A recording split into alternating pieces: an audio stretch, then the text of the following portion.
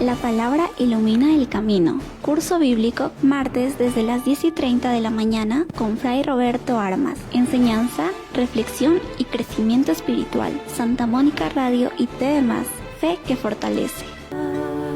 Bien, amigos, amigas de Santa Mónica Radio, continuamos nosotros aquí en nuestro programa de este martes. Y a continuación vamos a presentar ya curso bíblico que tiene a su cargo el padre Roberto Armas, agustino Recoleto, quien nos va a contar y explicar hoy sobre la carta a los romanos. Primero vamos a dar el saludo cordial. ¿Qué tal, padre? Bienvenido. Buenos días, Jaime, buenos días a todos los radioyentes. Un martes más estamos con ustedes para seguir impartiendo pues conocimiento de la Biblia, conocer mejor la Biblia, conocer mejor la palabra de Dios, y vamos pues libro por libro para interpretarlo cada uno de nosotros pues mejor, ¿no? Y aprender más y vivirlo mejor. Bien, padre, para comenzar nuestro programa Curso Bíblico, vamos a nuestra oración. Comenzamos siempre en la presencia de Dios. Señor, te damos gracias porque nos permites participar en este curso bíblico por medio de la radio. Nos reúnes y nos pones frente a tu palabra. Ayúdanos a acercarnos a ella con reverencia, con atención y con humildad. Envíanos tu Espíritu para que podamos acogerla con verdad, con sencillez, para que ella transforme poco a poco nuestra vida. Que tu palabra penetre en nosotros como espada de dos filos, que nuestro corazón esté abierto como el de María, Madre tuya y Madre nuestra, y como en ella, en María, la palabra que es Jesús se hizo carne, también en nosotros esta palabra tuya se transforme en obras de vida según tu voluntad. Amén. Amén. Bien, padre Roberto, vamos a hablar sobre carta a los romanos y nuestra primera pregunta: ¿qué sabemos de la comunidad de Roma? Claro, al hablar de esta carta hay que preguntarnos por la comunidad a la que se dirige, Roma. ¿Y por qué a Roma? Porque Pablo todavía no había estado en Roma. Estaba por sus viajes misioneros por la parte de Asia Menor y Grecia, y quería llegar a Roma. Entonces no sabemos con certeza el origen y las circunstancias de fundación de la comunidad cristiana de Roma, porque esto es poco después de la muerte y resurrección de Jesucristo. Poco después se forma ya esta comunidad cristiana, pero no sabemos de qué manera, quién la evangelizó, quién se presentó allá en nombre de Jesús para invitar a formar esta comunidad. El testimonio más antiguo lo tenemos en el libro de los Hechos de los Apóstoles, en el capítulo 28. Y también en la misma carta a los romanos pues habla algo, ¿no? Pablo. Es probable que el anuncio de Cristo haya llegado a Roma de la mano de la migración comercial de judeocristianos en la década más o menos de los 40, hacia el 40 y tantos por ahí, ¿no? Después de Cristo, quizá antes de que Pablo iniciara incluso su actividad misionera en Asia Menor y en Grecia. De ser así, el origen de la comunidad pues sería judío, se formó por judíos que se convirtieron primero al cristianismo, aceptaron a Jesucristo, migraron de Palestina y se instalaron en Roma, y ahí se formó pues esa comunidad.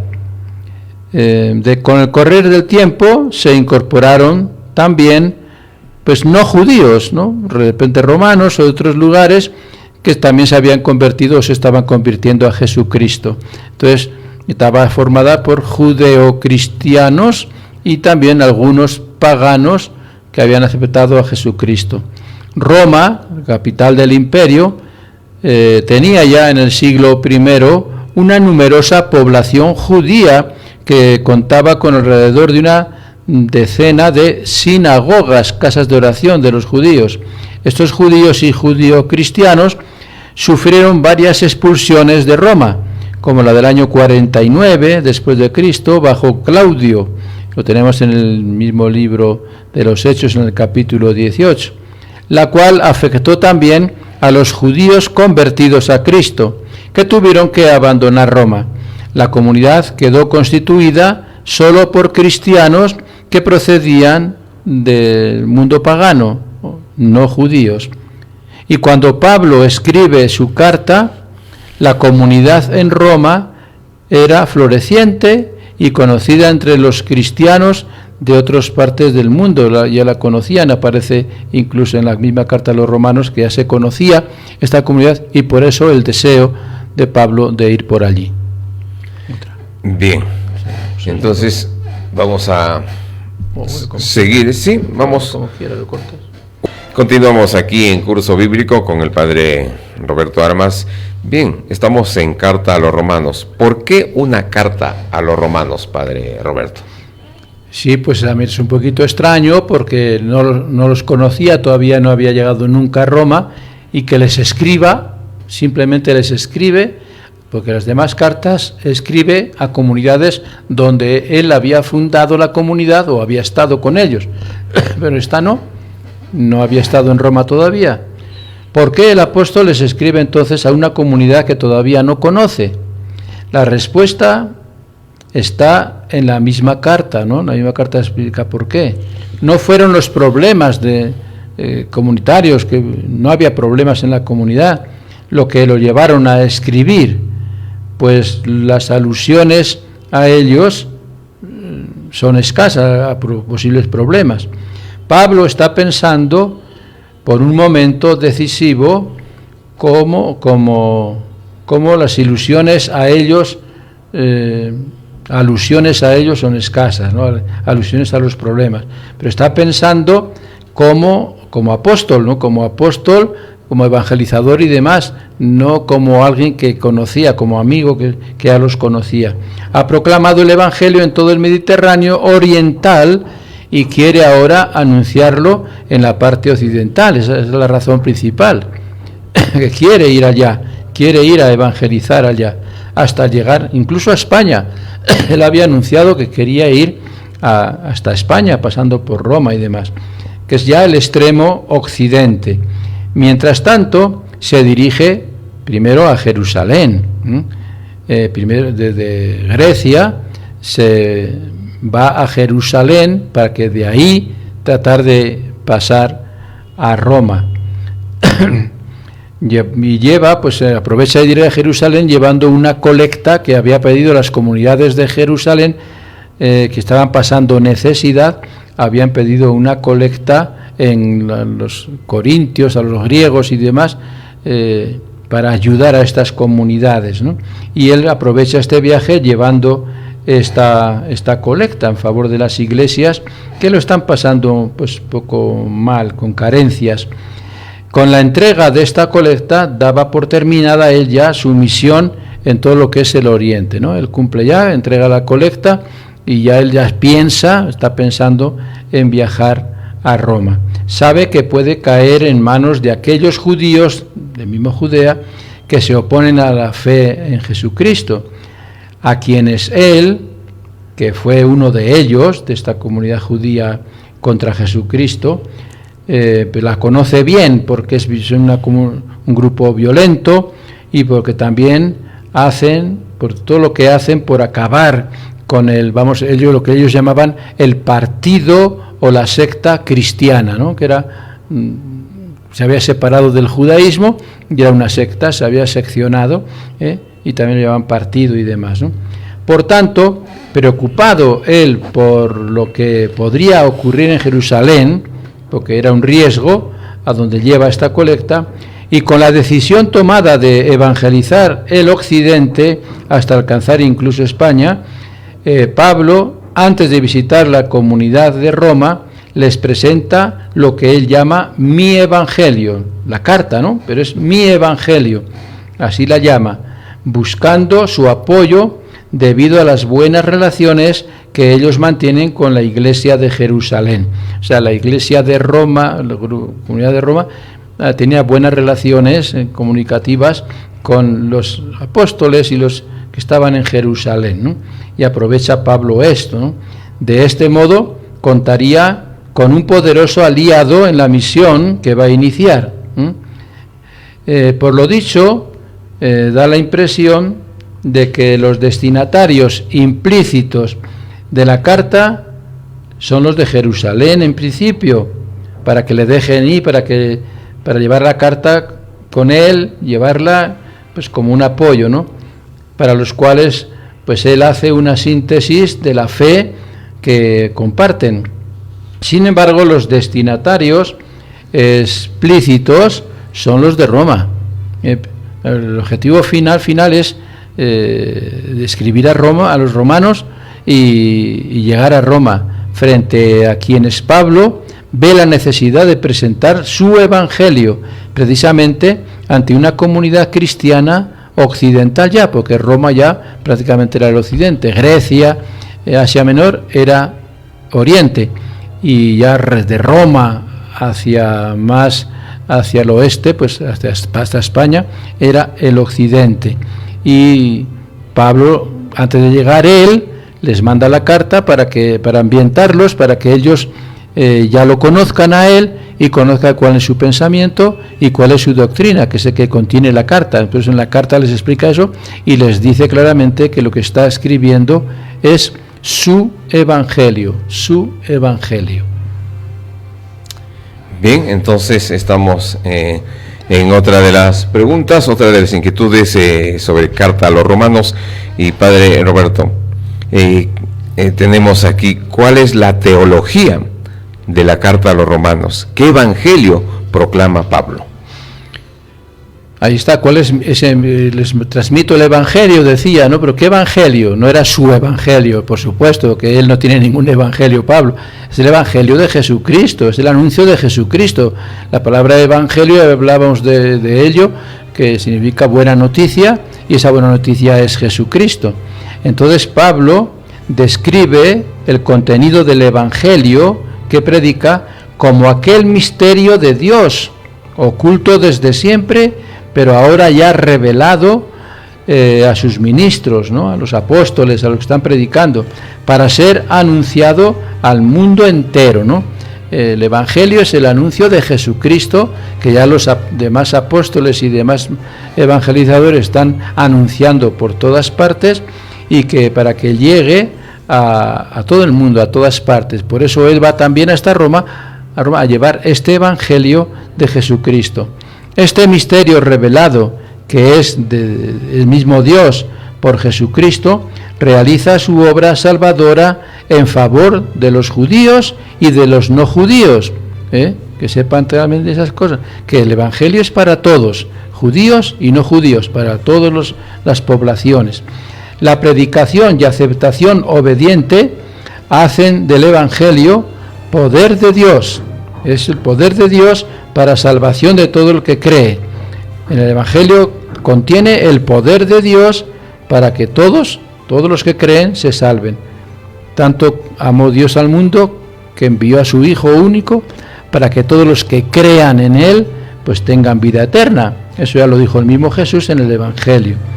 De este modo, Dios por Jesucristo transforma al creyente en un ser justificado, salvado. Este es el tema central de la carta de Pablo, que Pablo ya había abordado también dirigiéndose a otra comunidad, en la carta a los Gálatas, ¿no?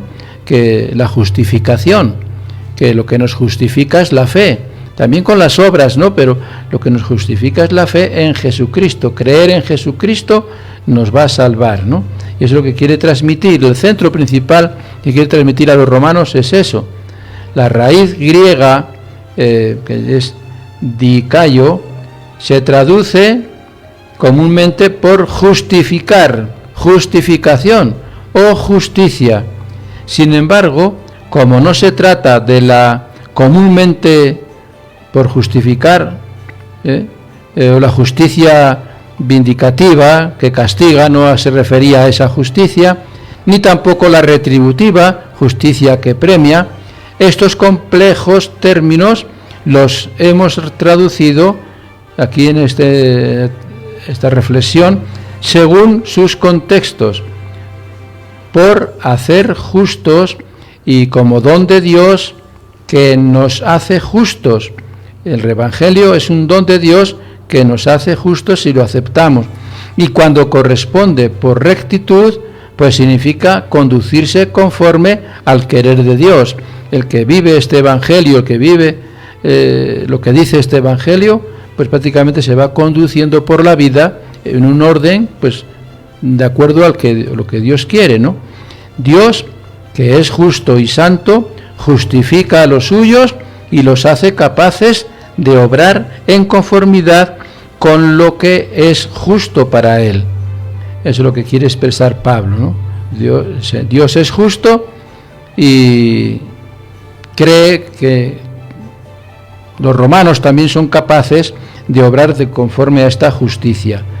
Lo que no pudo conseguir Israel mediante el cumplimiento de la ley de Moisés y la práctica de los ritos, como era la circuncisión, etc., Dios lo regala por los méritos de la entrega y obediencia a su Hijo Jesucristo. Pues el que cree se salvará. Lo que no consiguió pues la justicia del Antiguo Testamento o la ley del Antiguo Testamento, lo va a conseguir la fe en Jesucristo, el creer en Jesucristo. El Evangelio predicado por el apóstol es la buena noticia acerca de Jesucristo, en cuanto única fuente de redención y de comunión definitiva con Dios. Lo único que nos lleva al encuentro con Dios es Jesucristo y la fe en Él. El poder del Evangelio es la obra divina de salvación y santidad, que por la cruz de Jesucristo, por su muerte en cruz y después su resurrección, libera al creyente, sea judío o no sea judío. Lo libera del dominio del pecado y de la ley de Moisés y le concede vivir bajo el dominio de la gracia y la esperanza cierta de la vida eterna, que también le llama él, Pablo, justificación definitiva, la vida eterna. Ese es el fundamento y el centro de esta carta. Bien, continuamos con curso bíblico. El padre Roberto Armas nos está explicando y respondiendo estas preguntas sobre carta a los romanos. Bien, padre Roberto, ¿qué es la vida nueva en el Espíritu según Pablo? Pues esto es otro de los temas centrales también de esta carta. Somos, dicho antes, somos salvados, somos santificados, somos justificados en el tiempo, y claro, con una vida nueva en el Espíritu. El que acepta a Jesucristo acepta a Dios y por lo tanto acepta al Espíritu. La nueva vida en el Espíritu es la vida espiritual, pues la vida cristiana. La obra divina de salvación se vive, según Pablo, lo que explica Pablo a los romanos, en el tiempo y durante su transcurso, ¿no? Se vive en el tiempo la vida divina, la obra divina. Nuestra vida se vive en el tiempo. En tiempo pasado hemos sido salvados y santificados. Claro, en este tiempo en que estamos viviendo ahora mismo no es cuando hemos sido salvados. Ya viene la salvación de tiempos de antes, pues cuando vino Cristo, cuando Cristo entrega su vida. En un tiempo futuro, en un tiempo que viene después del presente, esos bienes alcanzarán su plenitud. O sea, los bienes que ha conseguido Cristo muriendo en la cruz van a alcanzar su plenitud en nosotros en el futuro, ¿no? Después de esta vida. Esto significa que si bien ya poseemos en primicia esos bienes divinos, estos solo serán perfectos cuando lleguemos a la madurez de Cristo en su plenitud. ¿Cuándo llegamos a la madurez en Cristo en su plenitud? Cuando nos morimos. Cuando morimos ya hemos completado nuestra carrera, hemos completado nuestra vida y llegamos a la plenitud de nuestra vida, ya al final. Y la plenitud se da pues en el encuentro con Dios al final, en el paso a la otra vida, que es el cielo. Pues entre el tiempo pasado y el futuro que estamos hablando, transcurre nuestro presente como vocación otorgada por Dios Padre para vivir en Cristo según su Espíritu. Pasado, futuro entre medio está el presente. El pasado, Cristo nos consigue la salvación. En el futuro, ahí se logra esa salvación definitiva, pero hay un medio que es el presente y es vivir nuestra vida en Cristo para llegar a ese futuro realmente, ¿no? Este es el tiempo que tenemos para vivir como quienes luego de morir han vuelto a la vida. Para volver a la vida hay que vivir bien esta vida que ahora tenemos, ¿no? Eso ya lo dice en el capítulo 6 de esta carta. Puesto que Dios nos ha arrancado del dominio del pecado y de nuestro ser carnal o deseos desordenados, por medio de Jesucristo, para que nuestros miembros respondan a su nueva condición y se transformen en instrumentos al servicio del don de Dios que nos hizo justos. Gracias al esquema temporal, Pablo subraya el compromiso y la responsabilidad del creyente que conducir su vida en el Espíritu, vida en el Espíritu, que es vida con el Espíritu, según el Espíritu, esto es conforme a sus criterios y dones, los criterios y dones del Espíritu, vida espiritual, vida que es vida cristiana, nuestra vida cristiana católica. La vida nueva, según el Espíritu, se inicia en el bautismo. Cuando nos bautizamos recibimos el Espíritu Santo y ahí comienza nuestra vida espiritual, ahí comienza nuestra vida de hijos de Dios. Entonces, esta vida nueva en nosotros, en cada uno de nosotros, en el Espíritu ha comenzado en el bautismo, donde el creyente, nosotros, es sepultado y resucitado con Cristo. Sepultado, que se sepulta ahí, el pecado, lo negativo, y se resucita una vida nueva con Cristo para adquirir esa vida propia del Hijo de Dios, y así el pecado y la muerte no tengan poder sobre nosotros, sobre él, ¿no? La condición filial lo hace heredero en plenitud de los bienes que el Padre ha destinado para quienes ha hecho justos, ¿no? Aquí se funda el imperativo ético de la vida en Cristo según el Espíritu. Vida en Cristo según el Espíritu. En este tiempo presente, quien se ha hecho justo, el que es justo, vive por la fe para Dios en Cristo Jesús. Vive para Dios en Cristo Jesús. Esa es la vida del cristiano, es lo que tenemos que vivir todos nosotros como cristianos.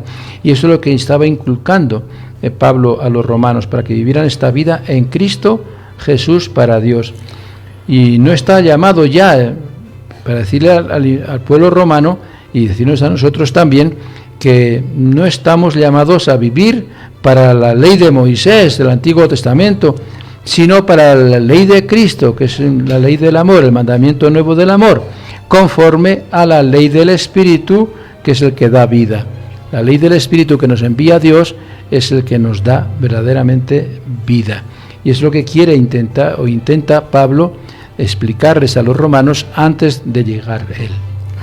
Bien, vamos a seguir entonces con nuestro curso bíblico y ahora vamos a otra pregunta. ¿Y qué pasará con el pueblo de Israel? ¿Se salvará? Claro, aquí estamos hablando Pablo está hablando de salvación para todos, salvación para judíos y no judíos, pero como que quiere entender que es la salvación para los que aceptan a Jesucristo, claro, para los que aceptan a Jesucristo, para los que creen en Él y vivan una vida en Él. Y eso no va con Israel, porque Israel, los judíos, siguen con su idea de que Cristo todavía no ha venido. Por lo tanto, no creen en Jesucristo como el Mesías, como el Salvador. Entonces, todo lo que ocurre con el discípulo de Jesús estaba ya anunciado en las Escrituras, en el Antiguo Testamento.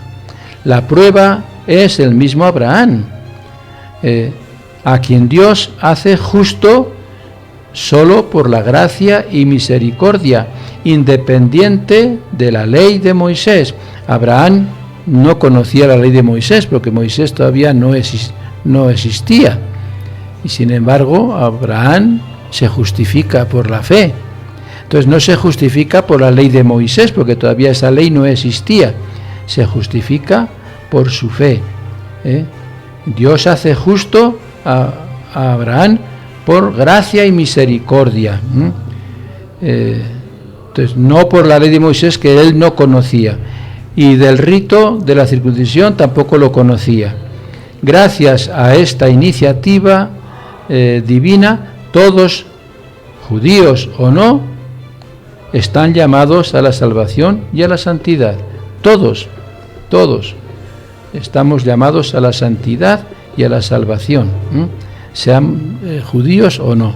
Mediante la bella parábola del injerto en el olivo, Pablo muestra cómo Dios procede sin dejar de ser fiel a sus promesas a Israel. Dios se preserva un resto santo y obediente de israelitas, a quienes convierte en raíz para injertar en ella a los que no son judíos, a fin de que participen ellos también de las promesas hechas a Israel. Ese es el injerto. Del tronco que es Israel se injertan las ramas que son paganas, que son de otros pueblos, y esa es la parábola del injerto que hablábamos antes. Los auténticos israelitas no son los que descienden por vía humana, aunque digan que Abraham es su padre, sino los que descienden de la promesa hecha por Dios a Abraham, de que él será, por haber creído, padre de creyentes y padre de multitud de naciones, sean judías o no sean judías. Ahí no especifica esa promesa a Dios de que hace a Abraham padre de las naciones, de la multitud de naciones. No dice de una nación, dice de multitud de naciones. Entonces ahí entran pues todos los que no son judíos. El auténtico Israel está formado por los que en virtud de su fe descienden de Abraham, que es el creyente. Y todos descienden de Abraham, no solamente el pueblo judío. Con él se forma el pueblo, y de ahí desciende el pueblo judío, ciertamente. Pero también los demás pueblos descienden del creyente Abraham. Los pueblos que creen descienden del creyente Abraham. ¿Y qué pasará entonces con Israel al final de los tiempos? Si Dios hizo lo más difícil, como fue injertar ramas sin cultivar, que es la humanidad, en una raíz que él preservó de la rebeldía, que es el resto de Israel, no todo Israel, el resto de Israel, o sea, los fieles de Israel, ¿cómo no va a poder reinjertar ramas, el mismo Israel, de la misma naturaleza que la raíz, para que participen de los bienes prometidos? ¿Qué significa esto?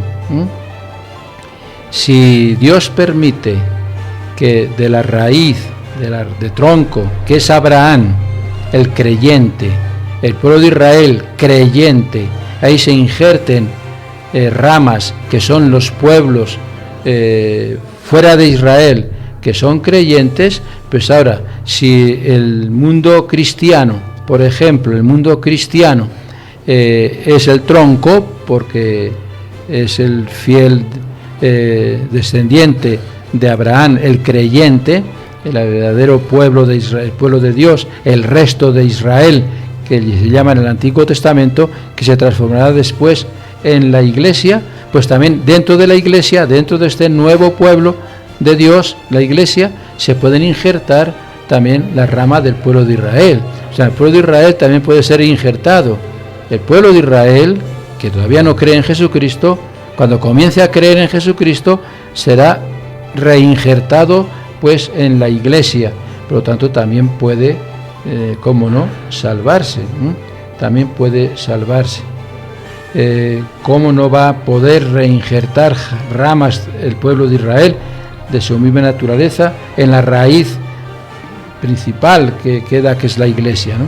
Nadie pues puede cuestionar la fidelidad de Dios a Israel, ni tampoco su sabiduría en la realización de su misterio escondido desde siempre. los designios de Dios son misteriosos, cuando es misterio no comprendemos, pero la misericordia de Dios es grande, y aunque el pueblo de Dios antiguo siga sin creer en Jesucristo, se mantiene fiel a Dios de todas maneras, y puede ser un día reinjertado en el pueblo que sí cree en Jesucristo, que es la Iglesia. Entonces Dios tiene misericordia de todos y quiere que todos se salven, luego quiere que también el pueblo de Israel llegue a salvarse. Qué bien, Padre Roberto. Entonces vamos conociendo Carta a los Romanos. Amigos y amigas de Santa Mónica Radio, continuamos con nuestro curso bíblico con el Padre Roberto Armas, y vamos a la siguiente pregunta en la Carta a los Romanos. Padre, ¿cuál es la organización literaria de esta carta y la fecha de composición? Bien, pues es importante saber esto también, ¿no? Qué fecha más o menos, cómo se organizó esta carta, cómo está organizada, porque esa carta también nos viene bien a nosotros. Todo lo que nos escribe Pablo es muy actual. Pablo, sabemos muy bien que no fundó la comunidad cristiana de Roma, como pasó con otras, ¿no? Sí fundó pues comunidades, que si Corintios, que si Efesios, que si Gálatas, son comunidades que él fundó, y que después, estando ya ausente a esas comunidades, desde otras comunidades escribía la relación, para mantener la relación y para mantener viva la enseñanza. Entonces, Pablo no fundó la comunidad de Roma, la comunidad se fundó antes de que él fuera. Sus conocimientos de ella, el conocimiento de ella es indirecto, él conoce Roma indirectamente, por referencias, tal vez gracias a los esposos, por ejemplo, Aquila y Priscila, que aparecen ya en el libro de los Hechos de los Apóstoles, el capítulo 18, también aparecen en esta carta de los Romanos, en el capítulo 16, aparecen que están con Pablo, pero han venido de Roma, y a lo mejor ellos ya pues conocían la comunidad de Roma y hablaron a Pablo sobre ella. Aunque la carta a los Romanos tenga un cierto estilo coloquial, se trata en realidad de un compendio o síntesis de lo que dice él, mi evangelio, el evangelio de Pablo, pero que es el evangelio de Jesucristo, por supuesto. Eso lo dice en el capítulo 2 de la carta. Este evangelio que Pablo viene predicando a judíos y sobre todo también a no judíos, por Asia Menor, por Grecia y demás, ¿no? Para escribirla, la carta, Pablo se ayuda de Tercio, que es un amanuense, un copista. O sea, Pablo es el autor, pero el que copia y escribe la carta con la mano es Tercio, que no se resigna a pasar inadvertido, ¿no? Ya en el capítulo 16 aparece el nombre de Tercio. La escribe durante su última estancia en Corinto. ¿Ven? Pablo está en Corinto, está en la comunidad que él había fundado y que todavía estaba ahí compartiendo con ellos, en Corintio, en Grecia, hacia el año más o menos 55 después de Cristo. Dijimos antes que la comunidad de Roma seguramente se había formado hacia el 40 o 40 y tantos, ¿no? Y ya llevaba varios años formando esta comunidad bien formada. O más, o si no fue en el 55, pues lo máximo fue en la primavera del 57, poco antes de su viaje a Jerusalén, eso sí, poco antes de su viaje a Jerusalén, donde decíamos que fue a llevar la colecta, y que finalizaría ese viaje a Jerusalén, finalizaría en Roma, según nos cuenta el libro de los Hechos en el capítulo 27. ¿Por qué? Ya lo explicamos cuando hablamos de Hechos de los Apóstoles, que fue a Jerusalén, fue acusado por los judíos tradicionales, las autoridades judías tradicionales, y él apeló a Roma. Dice, yo prefiero ser juzgado en Roma por el mismo emperador, en Roma, no aquí. Aquí los judíos están contra mí, están contra lo que yo estoy predicando, y están ciegos, y no quiero que me juzguen ellos, quiero que me juzguen en Roma. Entonces él quería ir a Roma y de esta manera aprovecha este juicio que le están haciendo en Jerusalén para apelar a Roma y que lo enjuicien allá en Roma. Es lo que a veces hacemos también en los juicios aquí, ¿no? No me gusta este juez, no me gusta este ambiente de este lugar, apelo y que me juzguen en otro lugar y que me juzgue otro juez, ¿no? Pues ha parecido pues lo que pasó con Pablo, ¿no? Y eso fue la razón por la que pudo ir a Roma. En Romanos, la carta a los romanos es el primer ensayo teológico, así serio, de Pablo, ¿no? Del apóstol Pablo, donde explica con profundidad el misterio de Cristo. El centro es el misterio de Cristo y sus consecuencias para la vida cristiana. ¿En qué consiste el misterio de Cristo? Su pasión, su muerte, su resurrección. ¿Por qué vino para el mundo? ¿Por qué y para qué vino? ¿Por qué murió en la cruz? ¿Por la resurrección? ¿Por qué se da todo esto? Y qué exige de todos los que creemos en él, ¿no? Entonces, eso es el centro de la carta de Pablo y las consecuencias para la vida cristiana. Su vocabulario y estilo literario es muy cuidado y muy vigoroso. Su pensamiento es incisivo y es demostrativo, demuestra lo que predica, lo que enseña. Su contenido es denso y bien trabado. La carta se enmarca en un saludo inicial. Como todas las cartas, comienzan con un saludo inicial, también una especie de profesión de fe, que contiene esa profesión. O sea, en el mismo saludo se contiene la profesión de fe y los saludos finales, al final de la carta, junto con algunas recomendaciones, entre ellas la de cuidarse de los falsos maestros, ¿no? De los falsos evangelizadores. Entre uno y otro, entre el saludo inicial y los saludos finales, se desarrolla pues el cuerpo de la carta en 4 grandes secciones, ¿no? En las 4 secciones, como en otras cartas, se podría distribuir una parte doctrinal y una parte exhortativa, ¿no? La primera parte, capítulo 1, versículo 16, hasta el capítulo 11, versículo 36, es la parte doctrinal, enseñanza doctrinal. Y la última parte, que es capítulo 12 al 15, es la parte exhortativa. En la primera sección de toda la carta, Pablo presenta el contenido de lo que llama mi evangelio. ¿Qué es mi evangelio? Explica cuál es el evangelio y qué contiene. A causa del pecado y la rebeldía de judíos y no judíos, todos necesitan ser justificados, es decir, hechos justos por la obra de salvación que Dios realiza en y por Jesucristo. Eso es lo que quiere transmitir Pablo en esta primera sección. No sirven los méritos propios para cumplir la ley de Moisés, porque Dios hace justo al ser humano por la obediencia al Evangelio que proviene de la fe. Después, en la segunda sección, Pablo fundamenta el actuar de Dios confrontando a Cristo con Adán, comparando, ¿no?, a Cristo con Adán, y las realidades que contraponen: dominio de la gracia, no de la ley y del pecado.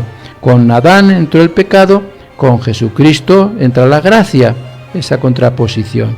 Entonces, ser espiritual no es ser carnal, o sea, ser espiritual y no ser carnal.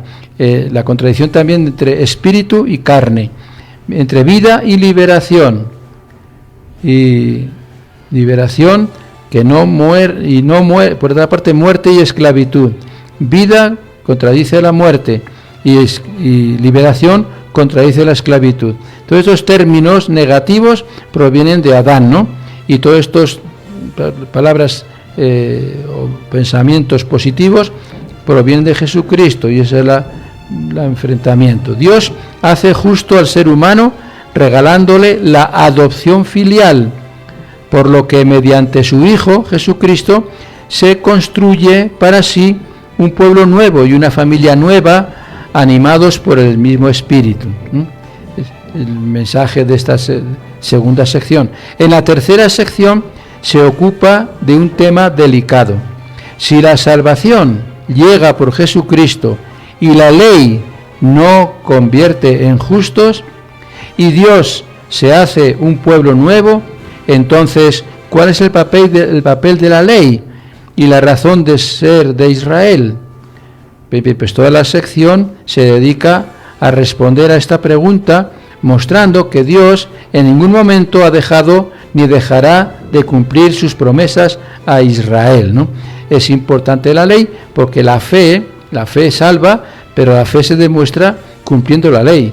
La fe se demuestra con las obras, que es el cumplimiento de la ley. Por lo tanto, es importante también la ley, y hay que cumplir la ley como fruto de la fe, ¿eh? Y por lo tanto, Israel, que es fiel a la ley, si se convierte y cree en Dios, pues también logrará salvarse, ¿no? Y después, en la cuarta sección, Pablo saca conclusiones prácticas de una ética cristiana que no se sustenta en la libertad, en la sabiduría o en la obediencia, según enseñaba en ambos en ámbitos grecorromanos, sino en el amor vivido al modo de Cristo. Lo que salva no es lo anterior, es el amor vivido al modo de Cristo, como Cristo nos amó. Ámense unos a otros como yo los he amado. Esa es la clave. Y así explica Pablo. Y todo esto, con este amor, el amor vivido según Cristo, completa y perfecciona la ley de Moisés. Lo hace realidad, porque el amor según Cristo, el amor a los demás, también está dentro de la ley. La ley manda amar.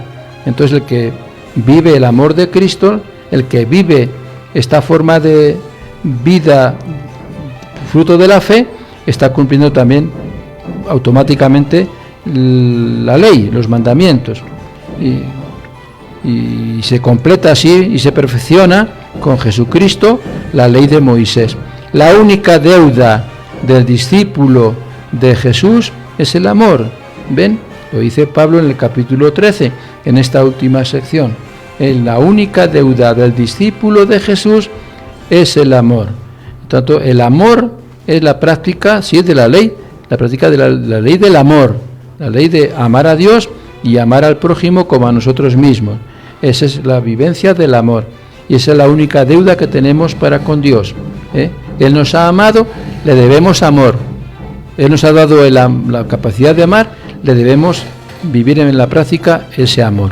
Y eso es lo que quiere transmitir Pablo en esta cuarta sección, pero bueno, todo